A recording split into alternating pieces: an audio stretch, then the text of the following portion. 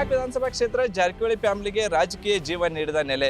ಇದೇ ಕ್ಷೇತ್ರದಲ್ಲಿ ರಮೇಶ್ ಜಾರಕಿಹೊಳಿ ಒಂದಲ್ಲ ಡಬಲ್ ಹ್ಯಾಟ್ರಿಕ್ ಗೆಲುವಿನ ನಗೆಯನ್ನ ಬೀರಿದ್ದಾರೆ. ಮೈತ್ರಿ ಸರ್ಕಾರ ಪತನಕ್ಕೆ ಮುನ್ನುಡಿ ಬರೆದಿದ್ದ ರಮೇಶ್ ಜಾರಕಿಹೊಳಿಗೆ ಮುಂದಿನ ಚುನಾವಣೆಯಲ್ಲಿ ಗೋಕಾಕ್ ಕ್ಷೇತ್ರ ಜನರು ಸೈ ಅಂತಾರ. ತಂತ್ರ ಪ್ರತಿತಂತ್ರ ಕುತಂತ್ರಗಳ ನಡುವೆ ನಡೆಯುವ ರಣತಂತ್ರದಲ್ಲಿ ಹೋರಾಡಿ ಗೆಲ್ಲುವವರು ಯಾರು? 2023 ವಿಧಾನಸಭೆ ಚುನಾವಣೆಗೆ ಗೋಕಾಕ್ ಕ್ಷೇತ್ರದಲ್ಲಿ ಯಾವ ರೀತಿ ಟ್ರೆಂಡ್ ಇದೆ ಕೇಳ್ಕೊಂಬರೋಣ ಬನ್ನಿ. ಗೋಕಾಕ್ ವಿಧಾನಸಭಾ ಕ್ಷೇತ್ರ ಐತಿಹಾಸಿಕವಾಗಿ ಪ್ರಾಧಾನ್ಯತೆ ಹೊಂದಿರುವ ನೆಲ. ಇಲ್ಲಿನ ಕರದಂಟು ಅಂದ್ರೆ ಎಲ್ಲರ ಬಾಯಲ್ಲೂ ನೀರೂರುತ್ತೆ. ಭಾರತದ ನಯಾಗರ ಎಂದೇ ಕರೆಸಿಕೊಳ್ಳುವ ಧುಮ್ಮಿಕ್ಕಿ ಹರಿಯುವ ಜಲಪಾತ ಈ ಸ್ಥಳಕ್ಕೆ ವಿಶೇಷ ಮೆರುಗು. ಬೆಳಗಾವಿ ಜಿಲ್ಲೆಯ ಪ್ರಮುಖ ಪಟ್ಟಣವಾಗಿ ಗುರುತಿಸಿಕೊಂಡಿದೆ ಗೋಕಾಕ ವಿಧಾನಸಭಾ ಕ್ಷೇತ್ರ.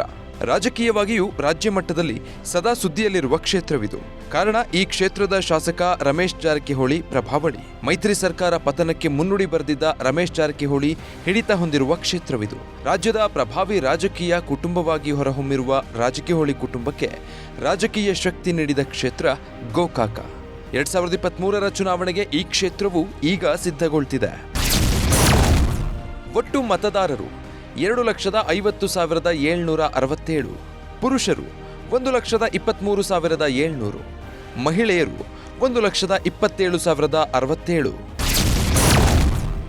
ಜಾತಿವಾರು ಮತದಾರರು ಲಿಂಗಾಯತ 75,000, ಎಸ್ಟಿ 35,000, ಮುಸ್ಲಿಂ 31,000, ಕುರುಬ 22,000, ಎಸ್ಸಿ 20,000, ಉಪ್ಪಾರ 15,000, ಮರಾಠ 12,000, ಅಂಬಿಗೇರ 8,000, ವಿಶ್ವಕರ್ಮ 7,000, ಇತರೆ 30,000.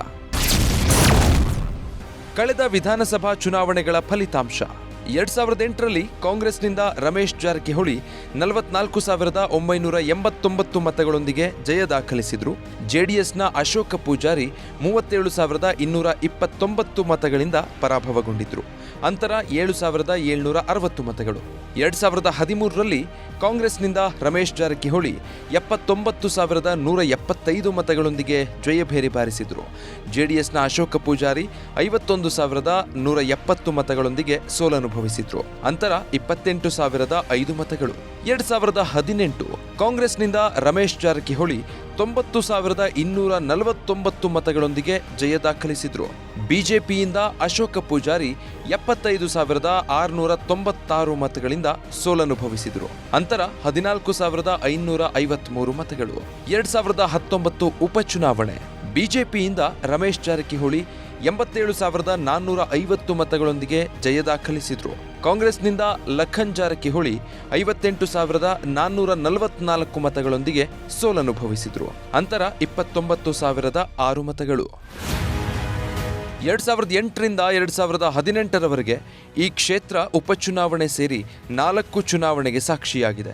2008 ಹಾಗೂ 2019ರ ಉಪಚುನಾವಣೆಯಲ್ಲಿ ರಮೇಶ್ ಜಾರಕಿಹೊಳಿಗೆ ಎದುರಾಗಿದ್ದು ಒಡಹುಟ್ಟಿದ ಸಹೋದರರೇ.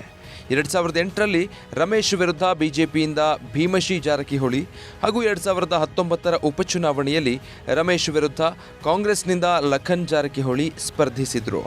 ಇಬ್ಬರು ಕಿರಿಯ ಸಹೋದರರನ್ನ ಮಣಿಸಿ ರಮೇಶ್ ಗೆಲುವಿನ ಓಟ ಮುಂದುವರೆಸಿದ್ದಾರೆ. ಇನ್ನು ರಮೇಶ್ ವಿರುದ್ಧ ಈ ಹಿಂದಿನ 4 ಚುನಾವಣೆಗಳಿಂದ ನಗರದ ಪ್ರಭಾವಿ ನಾಯಕ ಅಶೋಕ ಪೂಜಾರಿ ಕಣಕ್ಕಿಳಿಯುತ್ತಿದ್ದಾರೆ. ಲಿಂಗಾಯತ ನಾಯಕನಾಗಿರುವ ಅಶೋಕ ಪೂಜಾರಿ ಕಳೆದ ಉಪಚುನಾವಣೆಯಲ್ಲಿ ರಮೇಶ್ ವಿರುದ್ಧ ಹೊಸ ಅಭಿಯಾನ ನಡೆಸಿದ್ರು.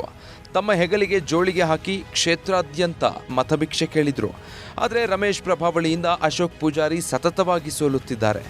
ಜೆಡಿಎಸ್ನಲ್ಲಿದ್ದ ಅಶೋಕ ಪೂಜಾರಿ ಕಾಂಗ್ರೆಸ್ ಸೇರಿದ್ದು 2023ರ ಚುನಾವಣೆಯಲ್ಲಿ ರಮೇಶ್ ವಿರುದ್ಧ ಕಣಕ್ಕೆ ಇಳಿಯಲಿದ್ದಾರೆ.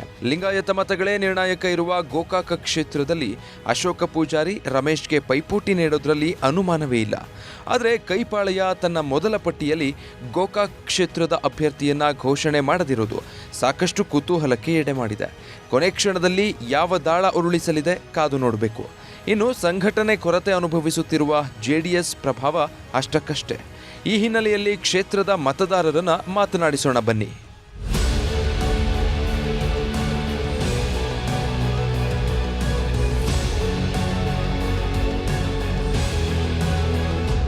ನಾವೀಗ ಕರ್ನಾಟಕ ನಗರಿ ಗೋಕಾಕ್ನಲ್ಲಿ ಇರುವಂಥದ್ದು 2023 ಚುನಾವಣೆ ಬಗ್ಗೆ ಇಲ್ಲಿನ ಜನರು ಏನು ಹೇಳ್ತಾರೆ. ರಮೇಶ್ ಜಾರಕಿಹೊಳಿ ಅವರು 6 ಬಾರಿ ಇಲ್ಲಿ ಗೆಲುವನ್ನು ದಾಖಲಿಸಿರುವಂಥದ್ದು. ರಮೇಶ್ ಜಾರಕಿಹೊಳಿ ಅವರ ಪರ್ಫಾರ್ಮೆನ್ಸ್ ಬಗ್ಗೆ ಇಲ್ಲಿನ ಜನರು ಏನು ಹೇಳ್ತಾರೆ. ನಾವೀಗ ಗೋಕಾಕಿನಲ್ಲಿರ್ತಕ್ಕಂಥ ಬಸವೇಶ್ವರ ವೃತ್ತದಲ್ಲಿರುವ ಲಕ್ಷ್ಮಿ ಹೋಟೆಲ್ನಲ್ಲಿರುವಂಥದ್ದು. ಇಲ್ಲಿನ ಜನರು ಸಾಕಷ್ಟು ಜನರು ಕೂಡ ಇಲ್ಲಿ ಉಪಹಾರ ಸೇವನೆಗೆ ಬಂದಿರುವಂಥದ್ದು. ಅವರು ಏನು ಹೇಳ್ತಾರೆ ಅಂತೇಳಿ ಅವರನ್ನು ಕೂಡ ಮಾತಾಡ್ಸೋಣ. 2023 ಚುನಾವಣೆಗೆ ಇಲ್ಲಿನ ಜನ ಯಾವ ರೀತಿ ಪ್ರಿಪೇರ್ ಆಗಿದ್ದಾರೆ ಅಂತ ಎಲ್ಲ ಕಡೆ ಮಾಡ್ಯಾರ ಶಾಸಕರು. ಪ್ರತಿಯೊಂದು ಹಳ್ಳಿ ಪ್ರತಿಯೊಂದು ಗ್ರಾಮಕ್ಕೆ ಎಲ್ಲ ಕಡೆ ಕೆಲಸ ಮಾಡ್ಯಾರ ರೀ. ಮುಂದಿನ ಎಲೆಕ್ಷನ್ ಈ 2023ಕ್ಕೂ ರಮೇಶ್ ಜಾರಕಿಹೊಳಿ ಅವರು ಬರೋರು. ಪ್ರತಿಯೊಂದು ಅವರು MLA ಆದಂದ್ರೆ ಪ್ರತಿಯೊಂದು ಕೆಲಸ ಮಾಡಿದಾರ ಹಳ್ಳಿಗೆ ರೀ. ಯಾವುದೂ ಬಿಟ್ಟಿಲ್ರಿ ಅವ್ರು. ಓಟ್ ಹಾಕೋ ಜನಕ್ಕೆ ಗೊತ್ತೈತಿ, ಕೆಲಸ ಮಾಡ್ಕೊಂಡು ಜನಕ್ಕೆ ಗೊತ್ತೈತಿರಲ್ಲ ಅವ್ರು ಎಷ್ಟು ಕೆಲಸ ಮಾಡ್ಯಾರು ಏನೋ ಎಲ್ಲ ಜನರಿಗೆ ಗೊತ್ತೈತಿ. ಆ ಪ್ರಕಾರ ಅವ್ರು 2023 ರಮೇಶನ್ನ ಜಾರಕಿಹೊಳಿನೇ ಬರೋದು ಖಂಡಿತವಾಗಿ. ಅವ್ರು ಯಾರೇನಿಲ್ಲರಿ ನಿತ್ರು ಬರೋದು ರಮೇಶ್ ಜಾರಕಿಹೊಳಿನ ರೀ. ಮಳೆ ಆಗದ ಕಾರಣಕ್ಕೆ ಆಗುವ ನಾವೆಲ್ಲ ಹಾಗೆಲ್ಲ ಇರುವಲ್ಲ. ಈಗಾಗಲೇ ನೀವು ನಮ್ಮ ಬಾಯಲ್ಲಿ ಕೇಳಬೇಡ್ರಿ. ನೀವಾಗೆ ಮೀಡಿಯಾದವ್ರು ಹೋಗಿ ಕೆಲಸ ನೋಡ್ರಿ, ಅದನ್ನು ಹೊರಕ್ಕೆ ನೋಡ್ರಿ ಏನು ಮಾಡ್ಯಾರ. ಇಡೀ ಕ್ಷೇತ್ರ ಎಲ್ಲ ಅಡ್ಡಾಡ್ರಿ, ಮಂದಿ ಬಾಯಲ್ಲಿ ಕೇಳಿ ಇದನ್ನು ಮಾಡಕ್ಕೆ ಹೋಗ್ಬೇಡ್ರಿ. ಇಲ್ಲ ಸಾವುಕಾರ ಏನು ಮಾಡ್ಯಾರು ಏನಿಲ್ಲ ಕೆಲಸ ಅನ್ನೋದ ನೀವು ಕೇಳ್ರಿ. ಈ ಸರ 50,000 to 60,000 ಲೀಡ್ಲೇ ತರ್ತೀವಿ ಸಾವುಕಾರ. ಬೇಕಾದವ್ರು ನಿಂದ್ರಲ್ಲ ಅವ್ರು ಪಕ್ಷಕ್ಕೆ ವ್ಯಕ್ತಿ ಮುಖ್ಯ ರೀ. ಇಲ್ಲಿ ನಮಗೆ ಹಿಂದೂ ರಮೇಶ್ ಸಾವುಕಾರ ಕಾಂಗ್ರೆಸ್ದಾಗ ಇದ್ದಾಗೂ ನಾವು ಓಟ್ ಹಾಕಿದ್ವು. ಪಕ್ಷ ನೋಡೋ ಓಟ್ ಹಾಕಿಲ್ಲ, ನಾವು ವ್ಯಕ್ತಿ ನೋಡಿ ಓಟ್ ಹಾಕಿದ್ವು. ಇವು ವ್ಯಕ್ತಿ ನೋಡಿ ಓಟ್ ಹಾಕ್ತೀವಿ.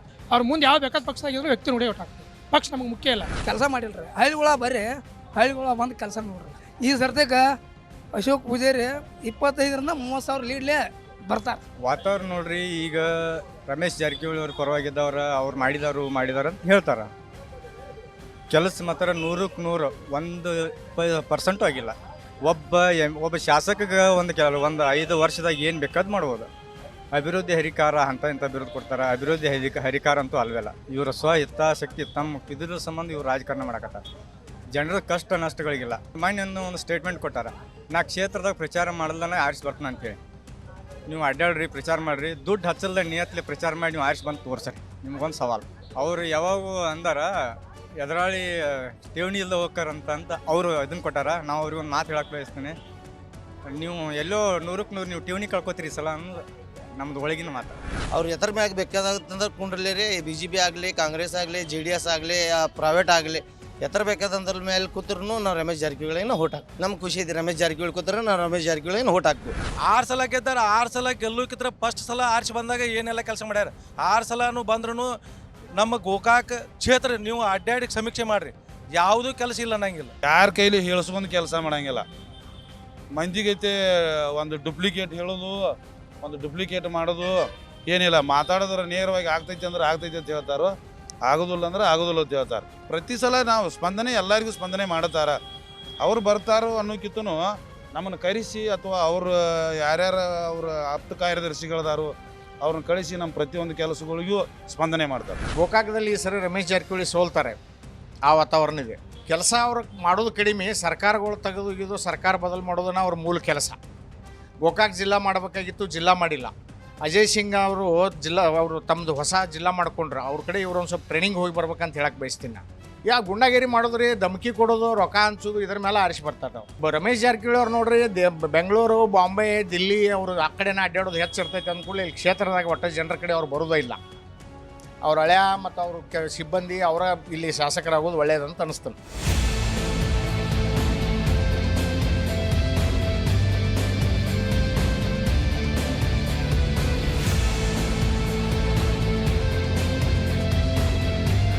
ಕೆಲಸ ಜನರಿಗೆ ಗೊತ್ತಿದ್ದ ವಿಷಯ. ಈಗಾಗಲೇ ಸಾಕಷ್ಟು ಕೆಲಸ ಮಾಡಿದ್ರು ಕಳಪೆ ಕಾಮಗಾರಿ ಆಗ್ಯಾವು. ಅವ್ರ ಬಗ್ಗೆ ನಾನು ಹೆಚ್ಚು ಹೇಳೋಕ್ಕೆ ಇಷ್ಟಪಡೋದಿಲ್ಲ.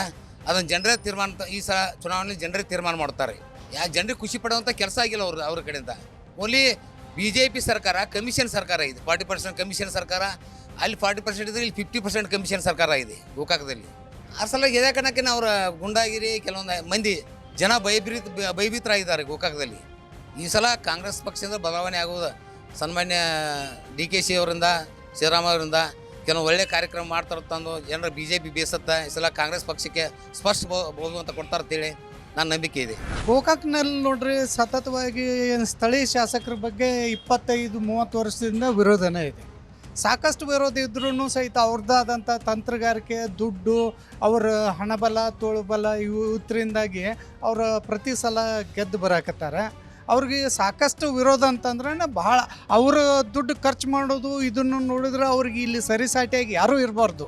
ಬಟ್ ಇಷ್ಟು ಇದ್ರೂ ಸಹಿತ ಅವ್ರು ಆರಿಸಿ ಬರ್ತಾರಂದ್ರೆ ಅದು ದುಡ್ಡಿನ ಬಲ ತೋಳ್ಬಲ ಇದರಿಂದ ಮಾತ್ರ. ಒಂದು ಜಿಲ್ಲೆ ಆಗಕ್ಕೆ ಯೋಗ್ಯ ಆದಂಥ ಒಂದು ತಾಲೂಕನ್ನು ಇವತ್ತಿಗೂ ಜಿಲ್ಲಾ ಮಾಡಿಲ್ಲ. ಗೋಕಾಕ ಅಂತಂದ್ರೆ ಏನು ಅಂತಂದ್ರೆ ಇಂಥ ಶಾಸಕರನ್ನ ಪಡೆದದ್ದು ಒಂದು ದೌರ್ಭಾಗ್ಯ. ಅವ್ರ ಶಾಸಕರು ಎಲ್ಲಿ ಇರ್ತಾರಂತ ಅವ್ರ ಆಫೀಸ್ನಾಗ ಇದ್ದವ್ರಿಗೆ ಗೊತ್ತಾಗೋದಿಲ್ಲ. ಇನ್ನು ಸ್ಥಳೀಯರಿಗೂ ಮತದಾರರಿಗೆ ಸಿಗೋದಂತೂ ಕನಸಿನ ಮಾತದು. ಇದು ಮೂಲಭೂತವಾಗಿ ಈಗ JDS ಮತ್ತು ಕಾಂಗ್ರೆಸ್ಸಿನ ಭದ್ರಕೋಟೆ ಇದು. ಈ ಸದ್ಯಕ್ಕೆ JDS ಅನ್ನುವಂಥ ಇದು ಉಳಿದಿರೋದಂದ್ರೆ ಕಾಂಗ್ರೆಸ್ ಪಕ್ಷ. ಕಾಂಗ್ರೆಸ್ ಅದು ಸತೀಶ್ ಜಾರಕಿಹೊಳಿ ಅವರು ಇರೋದ್ರಿಂದ ಕಾಂಗ್ರೆಸ್ಗೂ ಒಂದು ಬೆಳಗಾವಿ ಜಿಲ್ಲೆ ಒಳಗೆ ಒಂದು ಶಕ್ತಿ ಐತಿ. ಬಟ್ ಇಲ್ಲಿ ನಾವು ಇಲ್ಲಿವರೆಗೆ ಸತೀಶ್ ಜಾರಕಿಹೊಳಿ ಅವರು ಇವರು ರಮೇಶ್ ಜಾರಕಿಹೊಳಿ ಅವರು ಇಲ್ಲೇ ಇದೇ ಕ್ಷೇತ್ರದೊಳಗೆ ಪಕ್ಷದೊಳಗೆ ಇರೋದ್ರಿಂದ ಅವರು ಈ ಕ್ಷೇತ್ರನ ನಿರ್ಲಕ್ಷ್ಯ ಮಾಡಿದ್ರು. ಬಟ್ ಈಗ ಅವರು ಪಕ್ಷ ಬಿಟ್ಟು ಹೋಗೋದ್ರಿಂದ ಅವರು ಬಂದು ಇಲ್ಲಿ ನಿಲ್ಲೋದ್ರಿಂದ ಇನ್ನೂ ಅಷ್ಟು ಸ್ವಾಗತ ಮಾಡ್ತಾರೆ ಜನ. ಗೋಕಾಕದಾಗ ಚುನಾವಣೆ ಕಾವು ಇನ್ನೂ ಇರಿಲ್ಲ, ಇನ್ಮೇಲೆ ಇರ್ಬೋದು. ಕೆಲಸ ನಿಮಗೆ ಗೊತ್ತಾಗ್ತೈತೆ ರೀ, ಮೀಡಿಯಾದವ್ರು ನೀವು ಸ್ವಲ್ಪ ರಸ್ತೆ ಚರಂಡಿ ಆಗಿರ್ಬೋದು, ಮೂಲಭೂತ ಸೌಕರ್ಯಗಳು ನೀವು ಒಂದು ಸ್ವಲ್ಪ ಗೋಕಾಕ್ ಕ್ಷೇತ್ರದಾಗ ಅಡ್ಡಾಡ್ರದ ನಿಮಗೂ ಕೂಡ ಗೊತ್ತಾಗ್ತದೆ. 2018-19 ಪ್ರವಾಹ ಬಂದಿತ್ತು. ಆ ಪ್ರವಾಹ ಟೈಮ್ದಾಗ ಅವ್ರು ಎಲ್ಲಿದ್ರಂತ ನೀವು ಒಂದು ಸ್ವಲ್ಪ ನಿಮ್ದು ಕ್ಲಿಪ್ಸ್ ಅದಾವು, ಅದನ್ನು ತೆಗೆದು ನೋಡ್ರಿ ಅಂದ್ರೆ ಇಡೀ ಜನರಿಗೆ ತೋರಿಸ್ರಿ. ಅದನ್ನು ಎಲ್ಲಿದ್ರು ಬಾಂಬೆದಾಗಿದ್ರು ಅವರು. ಆಪ್ರೇಷನ್ ಕಮಲ ಆಗಿ ಒಳಗಾಗಿ ಬಾಂಬೆದಾಗಿದ್ರು ಅವರು. ಇಲ್ಲಿ ಜನ ನೀರಿನಾಗ ಮುಳುಗಿದ್ರು, ಅವ್ರು ಹೋಗಿ ಅಲ್ಲಿ ಬಾಂಬೆದಾಗಿದ್ರು. ಬದಲಾವಣೆ ಆಗಲೇಬೇಕು. ಈ ಸಲ ಬದಲಾವಣೆ ಆಗಲಿಲ್ಲ, ಇನ್ನು ಯಾವಾಗ ಆಗಕ್ಕೆ ಸಾಧ್ಯ ಇಲ್ಲ. ಈ ಸಲ ಅಶೋಕ್ ಪೂಜಾರಿ ಅವ್ರನ್ನ ನಾವು ಗೆಲ್ಲಿಸ್ಬೇಕಂತ ಪ್ರಾಮಾಣಿಕವಾಗಿ ಪ್ರಯತ್ನ ಮಾಡ್ತೀವಿ. ಅವರು ಈ ಸಲ 100% ಆಯ್ಕೆ ಆಗ್ತಾರೆ.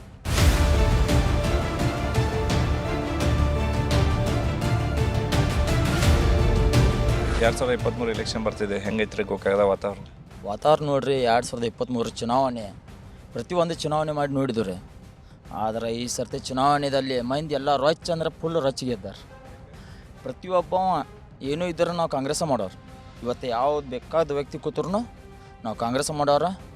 ಮತ್ತು ನಮ್ಮ ಅಶೋಕ್ ಪೂಜಾರಿ ಇವ್ರಿಗೆ ಈ ಸರ್ತೆ ನಾವು ಪ್ರತಿ ಬಹುಮಂತ್ರ ಫುಲ್ ಆರಿಸಿ ತೊಗೊಂಬರುವಂಥ ವ್ಯಕ್ತಿ ನಮಗೆ ಸಿಕ್ಕಾಣ್ರಿ. ಈಗ ಅಶೋಕ್ ಪೂಜಾರಿ ನಾವು ಫುಲ್ ಲೀಡ್ಲಿ ತೊಗೊಂಬರ್ತೀವಿ. ಈ ಸರ್ತಿ ಬದಲಾವಣೆ ಮಾಡೇ ತರಿಸ್ತೀವಿ ರೀ. ಹೆಂಗೆ ರಮೇಶ್ ಜಾರಕಿಹೊಳಿ ಕೆಲಸ ಮಾಡಿಲ್ಲ? 6 ವರ್ಷ 3 ಸಲ ಮಂತ್ರಿ ಇದ್ರು, 6 ಸಲ ಶಾಸಕರಿದ್ರು. ಅದೆಲ್ಲ ಪ್ರತಿ ಹಳ್ಳಿಯಲ್ಲಿ ನೀವು ಚೆಕ್ ಮಾಡಿ ನೋಡ್ರಲ್ಲ, ಕೆಲಸ ಎಟ್ ಮಾಡ್ಯಾರೋ ಎಟ್ ಮಾಡಿಲ್ಲ ಅನ್ನೋದು ರೀ. ಅದು ನಿಮ್ಗೆ ಗೊತ್ತಾಗತ್ತೆ ರೀ. ಅವ್ರು ಯಾವ ಜಾಗಕ್ಕೆ ಹೋಗ್ಕಾರಲ್ಲ ಗಾಡಿ ಮೇಲೆ ರೀ, ಅದು ಅಟ್ಟ ರೋಡ್ ಅಭಿವೃದ್ಧಿ ಪ್ರತಿಯೊಂದು ಯಾವುದೂ ಆಗಿಲ್ಲ. ಕೆಲಸ ಮಾಡಿಲ್ಲ ಅಂದ್ರೆ ಹೆಂಗೆ ಗೆದ್ರಂತ ಅವ್ರು 6 ಸಲ?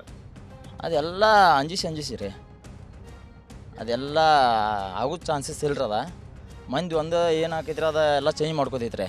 ಈಗ ಎಲ್ಲಿ ಬೇಕಾದ್ರೆ ನೀವು ಹೋಗ್ರಿ, ಯಾರಿಗಪ್ಪ ಬೆಂಬಲಿಸಿ ಮಾಡ್ತೀರಂದ್ರೆ ನಾವು BJP ಮಾಡ್ತು ಅಂತಾರೆ ರೀ.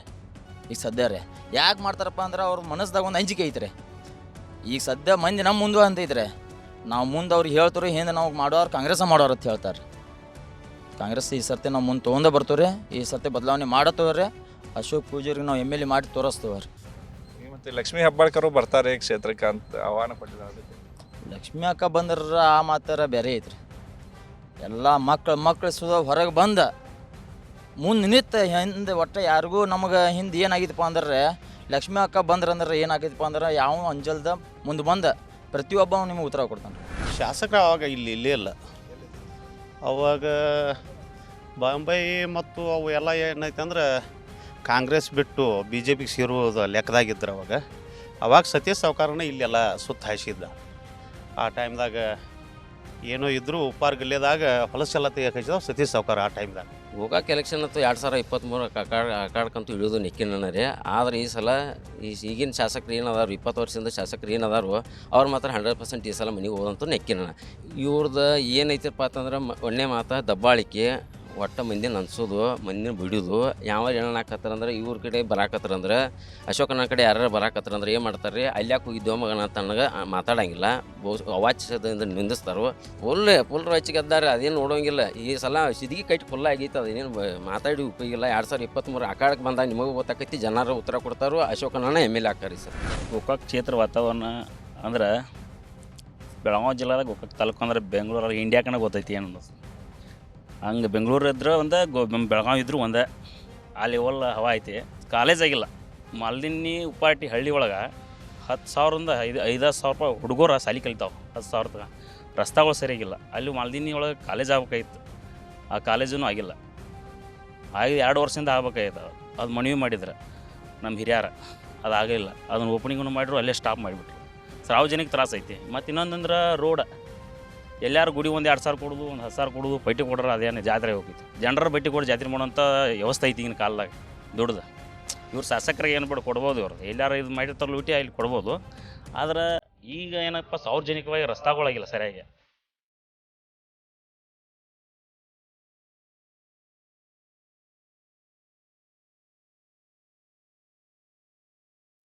ನೋಡ್ರಿ, ಗೋಕಾಕದಾಗ ವಾತಾವರಣ BJP ಮಯ ಆಗೈತಿ. ಎಲ್ಲಿ ಹೋದರೂ ಗೋಕಾಕ್ ಮತಕ್ಷೇತ್ರಾದ್ಯಂತ ರಮೇಶ್ ಜಾರಕಿಹೊಳಿ ಹವಾ ಐತಿ. ಗ್ರಾಮೀಣ ಪ್ರದೇಶದಲ್ಲಿ ತಾವೆಲ್ಲ ಸಂಚಾರ ಮಾಡಿದ್ದಾದ್ರೆ ಗೋಕಾಕನ ಮತಕ್ಷೇತ್ರ ಒಳಗೆ 90% ನೀರಾವರಿ ಕ್ಷೇತ್ರವಾಗಿ ಮಾರ್ಪಾಡು ಮಾಡಿದ್ದಾರೆ. ಈ ಹಿಂದೆ ಏನು ಬರಡು ಭೂಮಿ ಆಗಿತ್ತು ಗೋಕಾಕ್ ಮತಕ್ಷೇತ್ರ, ಇವತ್ತಿನ ಫಲವತ್ತಾದಂಥ ಬೆಳೆ ಕೊಡುವಂಥ ನಿಟ್ಟಿನಲ್ಲಿ ಏನಾದರೂ ಆಗಿದ್ರೆ ಅದಕ್ಕೆ ನೀರಾವರಿ ಯೋಜನೆಗಳು ರಮೇಶ್ ಜಾರಕಿಹೊಳಿ ದೂರದೃಷ್ಟಿ ಇಟ್ಕೊಂಡು ಏನು ಕೆಲಸ ಮಾಡಿದ್ರು ಈ ಹಿಂದೆ ಕಳೆದ 4 ಪೀರಿಯಡ್ಗಳಲ್ಲಿ 5-6 ಪೀರಿಯಡ್ಗಳಲ್ಲಿ ಅದು ಸಂಪೂರ್ಣವಾಗಿ ಇವತ್ತಿನ ಸಹ ಫಲ ಕೊಡಾಕತೈತಿ. ನೋಡ್ರಿ, ನಮ್ಮಲ್ಲಿ ಪಕ್ಷ ಮುಖ್ಯ ಅಲ್ಲ, ನಮ್ಮ ವ್ಯಕ್ತಿ ಮುಖ್ಯ. ಇಲ್ಲಿ ನಮ್ಮದು ರಮೇಶನ ಜಾರಕಿಹೊಳಿ ಅವರ ಒಂದು ಕೆಲಸ ಕಾರ್ಯಗಳು ನೋಡ್ಕೊಂಡು ನಾವು ಬೆಂಬಲ ಕೊಡತ್ತೀವಿ. ಆ ರೀತಿ ಈ ಬಾರಿ ಕೂಡ ಅತಿ ಹೆಚ್ಚಿನ 1 ಲಕ್ಷಕ್ಕಿಂತ ಹೆಚ್ಚು ಮತಗಳ ಅಂತರದಿಂದ ಈ ಬಾರಿ ಗೆಲ್ತಾರೆ. ಲಕ್ಷ್ಮೀ ಹೆಬ್ಬಾಳ್ಕರ್ ಬರಲಿ, CD ಫ್ಯಾಕ್ಟರ್ DK ಶಿವಕುಮಾರ್ ಬರಲಿ, ಸಿದ್ದರಾಮಯ್ಯ ಬರಲಿ, ಯಾರು ಬೇಕಾದರೂ ಬರಲಿ ರೀ, ಸ್ಪರ್ಧೆ ಮುಂದೆ ಯಾರೊಬ್ರು ನಿಲ್ಲಬೇಕಲ್ಲ. ಯಾರು ನಿಂತರೂ ಅವರು ಸೋಲ್ ಕಟ್ಟಿಟ್ಟು ಬುತ್ತಿ. 2023 ಏನು ಎಲೆಕ್ಷನ್ ಬರ್ತಾ ಇದೆ, ಈ ತೀರ್ಮಾನ ಜನಗಳು ನಮ್ಮ ಗೋಕಾಕ್ ಮತಕ್ಷೇತ್ರದ ವೆರಿ ಇಂಪಾರ್ಟೆಂಟ್ ಡಿಸಿಷನ್ ಮಾಡ್ತಾ ಇದ್ದಾರೆ. ಇತಿಹಾಸ ನಿರ್ಣಯ ಆಗ್ತಾಯಿದೆ ಮತ್ತು ಕಾಂಗ್ರೆಸ್ ಇದು ಭದ್ರಕೋಟೆ ಇದ್ದಂಗೆ ಇದು ಗೋಕಾಕ್ ಮತಕ್ಷೇತ್ರ. ಈಗ ಮತ್ತೆ ಗೋಕಾಕ್ ಕಾಂಗ್ರೆಸ್ ಮತಕ್ಷೇತ್ರ ಭದ್ರಕೋಟೆ ಆಗುತ್ತೆ. ಇಲೆಕ್ಷನ್ ಬಂದೈತಿ ಬರ್ತಾರೆ, ಎಲೆಕ್ಷನ್ ಇರ್ಲಿಲ್ಲ ಬರೋದಿಲ್ಲ, ಒಟ್ಟ ಭೇಟಿ ಆಗಂಗಿಲ್ಲ. ಅಲ್ಲ ಅವ್ರ ಕೈಯಾಗಿನ PAಗಳು ಅದಾರಲ್ಲ ಸಾಕಷ್ಟು ಜನ, ಅವ್ರ ಜನರಿಗೆ ಏನು ಹೇಳ್ತಾರೋ ಗೊತ್ತಿಲ್ಲ. ನಾಳೆ ಇಲೆಕ್ಷನ್ ಅವ್ರಿಗೆ ಉತ್ತರ ಕೊಡ್ತೈತಿ.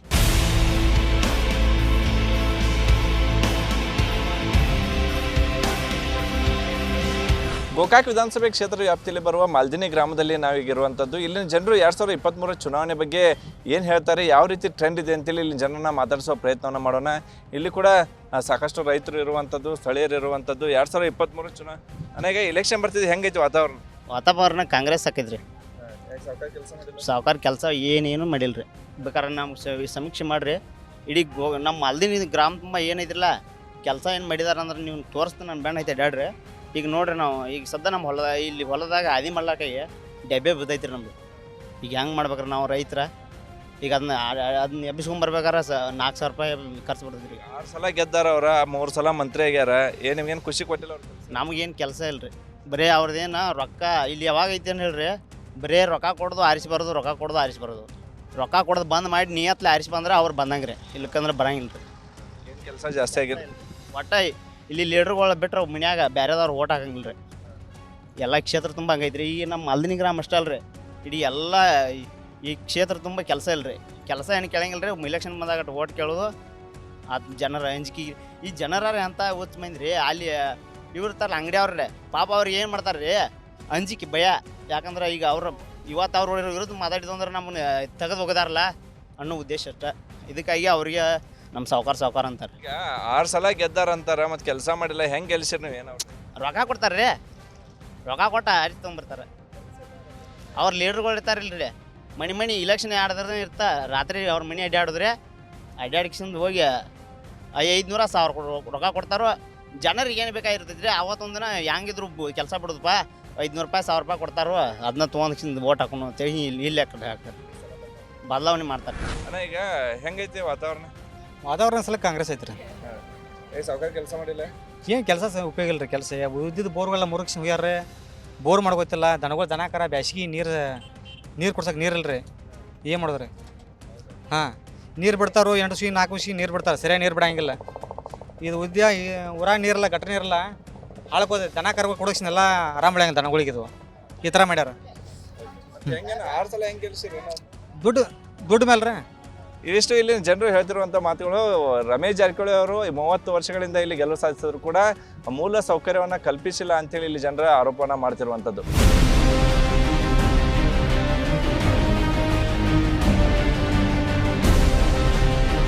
ನಾವು ಎಲ್ಲ ಇಲ್ಲಿ ರಮೇಶನ ಜಾರಕಿಹೊಳಿಗೆ ಹೋಟಾಕವರು, ಅವರು ಸಾಕಷ್ಟು ಅಭಿವೃದ್ಧಿ ಕೆಲಸ ಮಾಡಿದರು. ನಾವು ಪಕ್ಷಕ್ಕಿಂತ ಹೆಚ್ಚು ನಾವು ರಮೇಶನ ಜಾರಕಿಹೊಳಿಗೆ ಹೋಟೆ. ಹಾಂ, ಈ 7ನೇ ಬಾರಿಗೆ ನಮಗೆ ಇದಕ್ಕೆ ಹೆಚ್ಚಿನ ಮತಗಳಿಂದ ಅಂತರದಿಂದ ಅವ್ರನ್ನ ನಾವು ಜಯಗೊಳಿಸ್ತೀವಿ. ಎಲ್ಲ ಕಾರ್ಯಕರ್ತರೆಲ್ಲರೂ ನಾವು ಸಾಕಷ್ಟು ಮಂದಿದ್ದೆವು, ಅವ್ರಿಗಾಗಿ ದುಡಿತೇವೆ. ನಾವು ಬಿ ಜೆ ಪಿ ನೋಡ್ತು ರಮೇಶ್ ಅನ್ನ ನೋಡ್ತು ಆದ್ರೆ ರಮೇಶ್ ಅನ್ನ ಜಾರಕಿಹೊಳಿ ಅವ್ರ ಪಕ್ಷದಾಗ ಅಂದ್ರೆ ಅವ್ರಿಗೆ ಓಟ್ ಹಾಕಾರ ನಾವು. ಯಾರು ಓಡಾಡ್ರೂ ಏನು ಕೆಲಸ ಆಗಂಗಿಲ್ಲ ರೀ. ನಮ್ಮ ರಮೇಶ್ ಅಣ್ಣ ಜಾರಕಿಹೊಳಿ ಇರೋ ಮಟ್ಟ ಯಾರೂ ಬರಂಗಿಲ್ಲ ರೀ. ನಮ್ಮ ಅಣ್ಣನ ಬರಾರ್ರಿ ಮತ್ತು ಅವರ ಅತಿ ಹೆಚ್ಚಿಗೆ ಅಂತರದಾಗ ಆರಿಸಿ ಬರ್ತಾರೆ ರೀ. ಎಲ್ಲ ಕೆಲಸ ಮಾಡಿದ್ದಾರೆ. ಮತ್ತು ಇನ್ನು ಮುಂದಾರು ಅವ್ರು ಎಲ್ಲ ಥರದ ಕೆಲಸಗಳ ಚಾಲನೆ ಐತ್ರಿ. ಯಾವುದೂ ಸ್ಟಾಪ್ ಇಲ್ಲ. ಅವರ ಅಂತರದಿಂದ ಆರಿಸಿ ಬರ್ತಾರೆ. ಆಕೆ ಲಕ್ಷ್ಮೀ ಹೆಬ್ಬಾಳ್ಕರ್ ನಿಲ್ಲಲ್ರಿ, ಆಕಿನ ಕೆಡುತ್ತೀವ್ರಿ ನಾವು.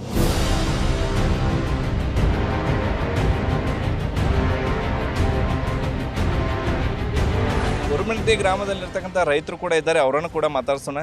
ನನಗೆ ಎಲೆಕ್ಷನ್ ಬರಾಕೈತಿ, ಹೆಂಗೈತಿ ವಾತಾವರಣ? ನಮ್ಮದೆಲ್ಲ ಬಿ ಜೆ ಪಿನವ್ರಲ್ಲ,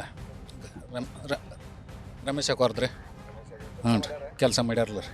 ಈಗ ಬರ್ತಾರ್ರಿ, ನಾವು ನೇರವಾಗಿ ಫೋನ್ಯಾಗ ಮಾತಾಡ್ರೂ ಮಾತಾಡ್ತಾರ್ರಿ, ಇದನ್ನು ಮಾಡ್ತಾರೋ. ಅದೇನೋ ತೊಂದರೆ ಇಲ್ಲ ರೀ ನಮಗಂಕೆ. ಯಾರೋ ನಿತ್ರನೂರು ಇಲ್ಲಿ ಕರ್ನಾಟಕದಾಗ ಬೇಕಾದಾರನಲ್ಲ ರೀ, ನಾವು ಸಾವುಕಾರನ ಆರಿಸ್ಕೊಂಬರ್ತೀವಿ. ಆಮೇಲೆ ಮತ್ತೆ 5 ವರ್ಷ ಹೋಗಿ ದಿಲ್ಲ ಕುಂಡಿರ್ತಾರೆ, ಇಲ್ಲಾಂದ್ರೆ ಬೆಂಗಳೂರಾಗ ಕುಂಡಿರ್ತಾರೆ. ಮುಗೀತು. ನಾವು ಇದನ್ನ ಪಲ್ಯ ಮಾರೋದಿಲ್ಲ, ಅದು ಕೂಲಿ ಹೋಗೋದು. ಯಾರು ಮಾಡಂಗಿಲ್ಲ, ಯಾರು ಮಾಡ್ತಾರೆ ಕೆಲಸ?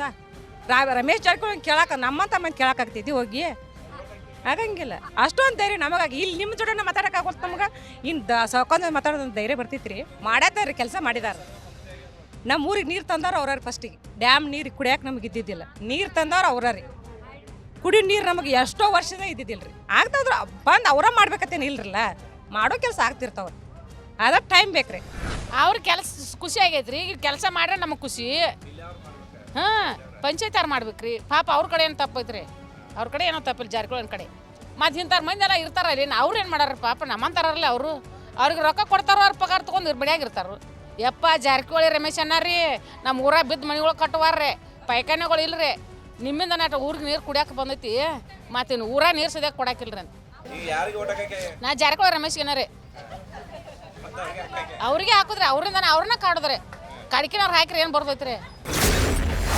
ಇವಿಷ್ಟು ಕರ್ದಂಟು ನಗರಿ ಗೋಕಾಕ ಕ್ಷೇತ್ರದ ಜನರ ಮನದಾಳದ ಮಾತುಗಳು.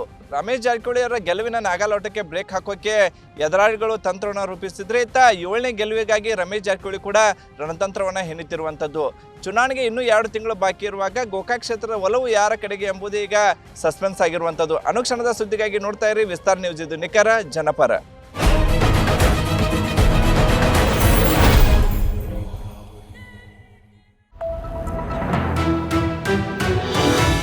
ವಿಸ್ತಾರ ನ್ಯೂಸ್, ನಿಖರ ಜನಪರ.